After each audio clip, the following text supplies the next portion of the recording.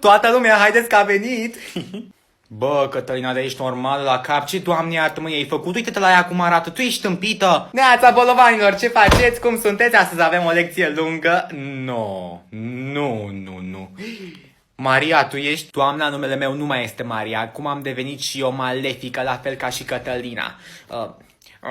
Am făcut bine? Da, excepțional. Nu la fel de bine ca mine, da, excepțional. Măi, tu ești normală la cap, îmi distrugi copiii, Cătălina. Ce, Doamne iartă-mă, ai făcut? Dă-i resetare din fabrică să-și revină la normal. Doamna, lăsați că este spre binele ei, da? Toată lumea are nevoie de o schimbare la un moment dat în viața asta amară. Mă, copchilă, ce bine ai făcut? Nu vezi în ce hal arată? Deci după ce că-i dusă cu vaca, mi-ai transformat-o și în Ursula, Cătălina. Uite-te la... Fenomenal așa ceva. Bă, Maria, ești nebună? Ce faci?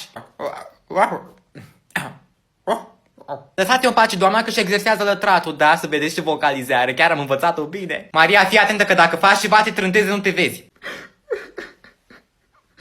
Maria, nu, iartă-mă, scuză-mă, n-am vrut să suni așa, nu plânge, te rog frumos, gata, iartă-mă, te rog frumos, scuză-mă. Totul merge conform planului. Maria, gata, uite-te în ochii mei, te rog frumos, uite-te la mine, gata, nu mai plânge. Te-am învățat bine, tu, bravo, bate palma. Ioi, dar nu uita cuvântul magic. A, da, slay.